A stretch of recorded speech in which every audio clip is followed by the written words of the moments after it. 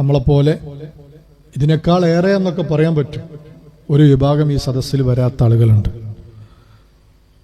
സഖാഫി ഉസ്താദ് ഇടയിൽ പറഞ്ഞല്ലോ പ്രവാസികളെ കുറിച്ച്. അൻവർ സഖാഫി വിദേശത്ത് പോകുമ്പോൾ മനം നിറഞ്ഞ് അകം നിറഞ്ഞ് കുളിരണിഞ്ഞ് കൊടുത്ത ആളുകൾ ഈ പ്രവാസ ലോകത്ത് നേരിട്ട് പോയിട്ട് അനുഭവമില്ല. പക്ഷെ അത് കഴിഞ്ഞൊരു മാസം അവിടെ ആയിരുന്നു ഞാൻ. ഇവരൊക്കെ എന്തിനാണ് ഈ പോണത് ഇങ്ങനെ ആലോചിച്ചിരുന്നു. ഇപ്പം എനിക്കും തോന്നുന്നു നാളെ ടിക്കറ്റ് ഇട്ട് ഇനിയും പോകണം. അത്രയും നല്ല മനുഷ്യന്മാർ.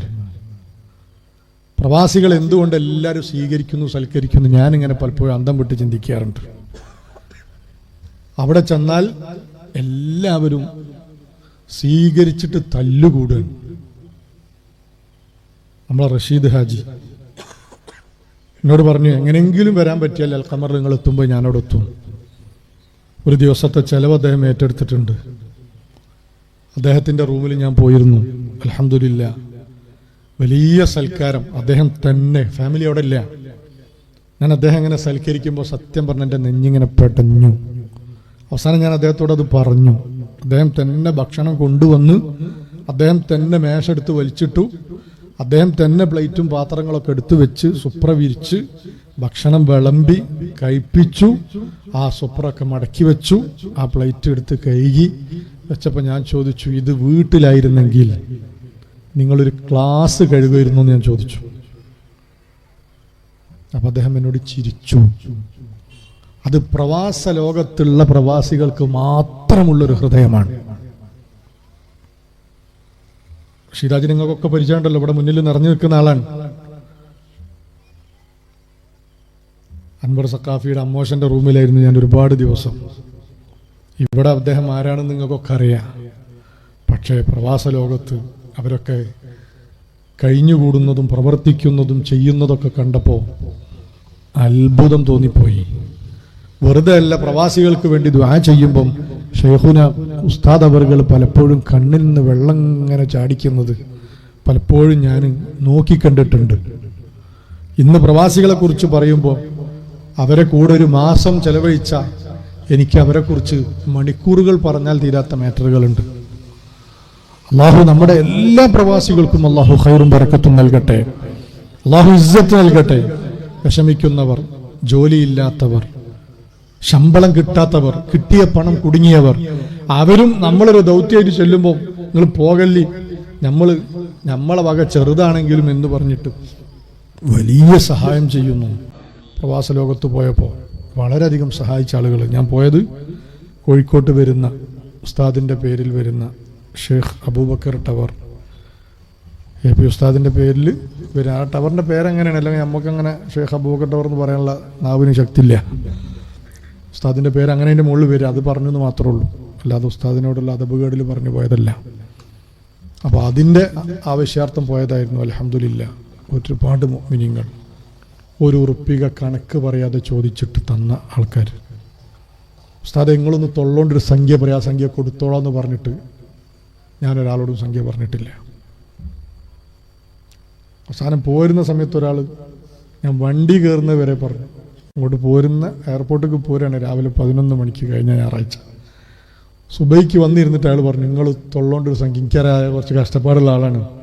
അയാൾ ഒരു ബിസിനസ് നടത്തിയിട്ട് കിട്ടുന്ന മുഴുവൻ പൈസയും ധർമ്മം നടത്തിയിട്ട് സന്തോഷിക്കുന്ന ഒരാളാണ്. അയാൾക്ക് ജോലി വേറുണ്ട്. ജോലി കൊണ്ട് അയാൾ കുടുംബം പോറ്റുന്നു. ഒരു ബിസിനസ് നടത്തിയിട്ട് കിട്ടുന്ന പൈസ കൊണ്ട് അയാൾ ദീനിനെ സഹായിക്കുന്നു. പക്ഷേ ഈ കൊറോണ വന്നതിൻ്റെ പേരിൽ 2 കൊല്ലം ബിസിനസ് ഒന്നും നടന്നിട്ടില്ല. ശമ്പളം കൊടുക്കാനും വാടക കൊടുക്കാനും കഴിയുന്നില്ല എന്ന് ഇടയിൽ അയാൾ വർത്താനത്തിൽ പറഞ്ഞിരുന്നു. അപ്പം എനിക്കറിയാം അയാളുടെ കയ്യിൽ എന്താ ഉണ്ടാകുക. എന്നിട്ട് അയാൾ എൻ്റെ കയ്യും കാലും പിടിച്ചിട്ട് നിങ്ങളെ തൊള്ളോണ്ടൊരു സംഖ്യ പറയും, എനിക്ക് കൊടുക്കാൻ പൂതിയായിട്ടാണ്. ഞാൻ പറയും, തൽക്കാലം ഞാൻ പറഞ്ഞിട്ട് നിങ്ങൾ ഇവിടുന്ന് പോണ വരെ കൊടുക്കൂല. നിങ്ങൾക്ക് എന്താണോ കഴിയുന്നത് നിങ്ങളെ കഴിവനുസരിച്ച് കൊടുക്കുക. അങ്ങനെ ഒരു മാസം കറങ്ങിയിട്ടൊരു വലിയ സംഖ്യ സമ്മാനിച്ച മനുഷ്യന്മാർ. ഇതെന്തിന് നിങ്ങളോട് പറഞ്ഞു എന്ന് ചോദിച്ചാൽ, നിങ്ങൾ ആമീൻ ഓൽക്കും കൂടെ കിട്ടാനാണ്. അവർ നമ്മിൽ നിന്ന് പ്രതീക്ഷിക്കുന്നത് ദുആയാണ്. നാളെ പിറ്റേന്ന് പോകാൻ ഇൻട്രസ്റ്റായി പോയി. ആ മനുഷ്യന്മാരുടെ ആ സ്നേഹ മനസ്സിൻ്റെ മുമ്പിൽ തലകുനിക്കേണ്ടി വന്നു. ഇല്ലാത്തവൻ കാണിക്കുന്ന സ്നേഹം. ജോലിയില്ലാത്തവൻ നമ്മളെ കൂടെ വരികയാണ് ഈ പ്രചരണത്തിന്. നമ്മളാണ് ഇവിടെ ജോലി ഇല്ലാത്തവർക്ക് ഏറ്റവും വലിയ തിരക്ക്, കിടന്നുറങ്ങിയിട്ട്. അവിടെ ജോലി ഇല്ലാത്ത ആൾക്കാർ എന്നിട്ട് അവർ കാത്തിക്കാണ് അടുത്ത ആഴ്ച ജോലി കിട്ടിയില്ലെങ്കിൽ അടുത്ത മർക്കസിൻ്റെ പിരിവിന് വരേണ്ട ഓല കൂടുതലും പോകണം. കരഞ്ഞു പോയിട്ടുണ്ട് അത്തരം മനുഷ്യന്മാരൊക്കെ ആ സംസ്കാരം, സ്നേഹം കണ്ടിട്ട്. അള്ളാഹു അവർക്കൊക്കെ വലിയ ദറജയുള്ള ഇസ്സത്തുള്ള ജോലി കൊടുക്കണേ അള്ളാഹ്. കിട്ടുന്നത് കൊണ്ട് ദീനിനെ സഹായിക്കാൻ പോകുന്ന ഒരാളിനോട് പറഞ്ഞു, കച്ചവടം ഞാനും മക്കളുമാണ്, അതുകൊണ്ട് വിഷമമൊന്നുമില്ല. ഈ ഉസ്താദുമാരൊക്കെ വരുമ്പോൾ വെറും കൈയോടെ മടക്കാൻ നെഞ്ഞു പൊട്ടാണ്. ഇവിടെ ആര് വന്നാലും എൻ്റെ അടുത്ത് ആദ്യം വരിക, ഞാൻ മറ്റുള്ളവർക്കൊക്കെ പിരിവിനുണ്ടോ, എനിക്ക് കൊടുക്കാനില്ല എന്ന് എനിക്ക് എൻ്റെ നാവുകൊണ്ട് പറയാൻ കഴിയില്ല. വലിയ വീടും താമസമൊക്കെ ആയിരുന്നു, അതൊക്കെ ഇപ്പോൾ ചുരുക്കി ചെറിയ 2 റൂമിൽ കൂരയിൽ ഒതുങ്ങിയിരിക്കപ്പം ഗൾഫിൽ. അതെന്തിനാ? ജീവിക്കാൻ പകലിലേറ്റ്. എന്നിട്ട് ദ്വാരക്കാൻ പറഞ്ഞതോ കൊടുക്കാൻ വേണ്ടി ഉണ്ടാവാൻ. ഓലൊക്കെ മുന്നിൽ മുട്ടുകുത്തി വീണു പോകും. പ്രവാസികളിൽ നിന്ന് കിട്ടണ വിചാരിച്ചിട്ടല്ല, ഓല സ്നേഹത്തിൻ്റെ മുമ്പിൽ പിന്നെയും പോകാൻ വേണ്ടി പൂതിയായി പോകാൻ. വലിയ വലിയ മനുഷ്യന്മാർ സ്വീകരിക്കാനും സൽക്കരിക്കാനും കാണിക്കുന്ന ആ വലിയ മനസ്സ്. ഞാൻ എൻ്റെ സക്കാഫിക്ക് പോകുമ്പോൾ ആലോചിച്ചത്, എന്തിനാണ് ആ സാധുക്കൾ ഇടങ്ങാറാക്കാൻ പോണത്?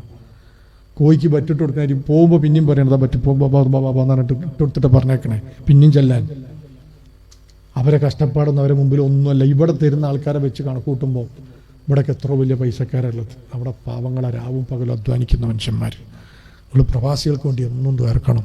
പ്രവാസികളെ ബാക്കിക്കാർ ഇവിടെ ഉണ്ടെങ്കിൽ ഓരോട് നിങ്ങളൊന്നും ചോദിക്കും ചെയ്യരുത്, ദയവ് ചെയ്തോലെ ശല്യപ്പെടുത്തരുത്.